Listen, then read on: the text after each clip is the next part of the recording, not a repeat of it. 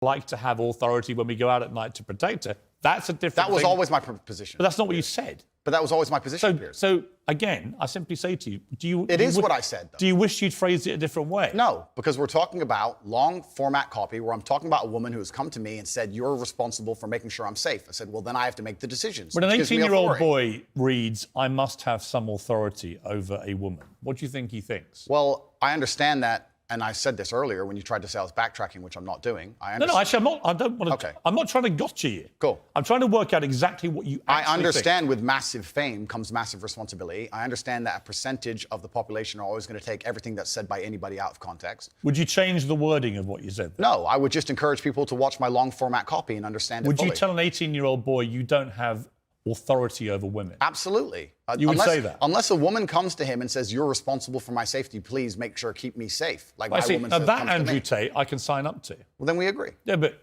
I don't agree with what you said before. Because you're taking a soundbite from a 2-hour conversation. Yeah, but you haven't been taken out of context, because I read you the entire sentence. It's very But you've confusing. ignored all the context around the sentence, my friend.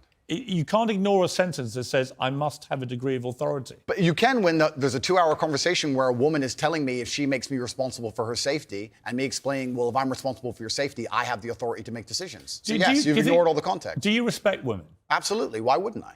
Do you think that 18, 19-year-old women are more attractive than 25-year-old women? I think there's attractive people. That's a loaded question. I don't know. Well, it's not really, is it? I can't. You know why I'm asking you? Of course I do, but I can't sit here and for say. the benefit of viewers who don't know why I'm asking, you said this. In general, this is also one of the reasons men find youth attractive. You want to blow up the internet? I'll blow up the internet right effing now. The reason 18 and 19-year-olds are more attractive than 25-year-olds is because they've been through less dick. People say, oh, you can't say that, but yes, I can. A 19-year-old is more attractive than a 26-year-old woman, and I'll tell you why. Because that 26-year-old has talked to more guys, been to the club more times, been effed and dumped more times, more arguments, more mess, more for me to clean up. That is misogyny. Why? Because you are encouraging a mindset about 25-year-old women that makes them sound out to be infinitely less desirable than 18, 19-year-olds, and having effectively been having too much sex to be taken in a more respectful way. Well, firstly, even if that was the case, that wouldn't be misogyny. But what did you mean by what you said? That's not misogyny because it's not anti-women. I'm saying that an 18 or a 19-year-old woman would be more desirable. Pretty anti-25-year-old woman. Anti-25-year-old women we can argue, but not misogyny. Well, that's misogyny then, isn't it? No, it's not. Well, being anti any woman at all is misogyny. Not when I'm saying that women are beautiful and attractive at a certain age and saying the age You're is saying different. 18, 19-year-olds are more attractive than 25 Well, then ageist perhaps, but misogynistic absolutely Is that not. but you just accepted it was misogyny? No, I didn't. You said it was misogyny. I'm telling you, no, it's not. So you don't think if you're saying slightly hateful things about a 25-year-old... That's not slightly hateful. Well, it is. You think you say that to a woman's face if she's 25? It's not slightly hateful. So you would go up to a 25-year-old woman and tell her exactly what I've just read out? Why would I walk up to a random 25-year-old woman? Because you said it in public on the internet, and it's been listened to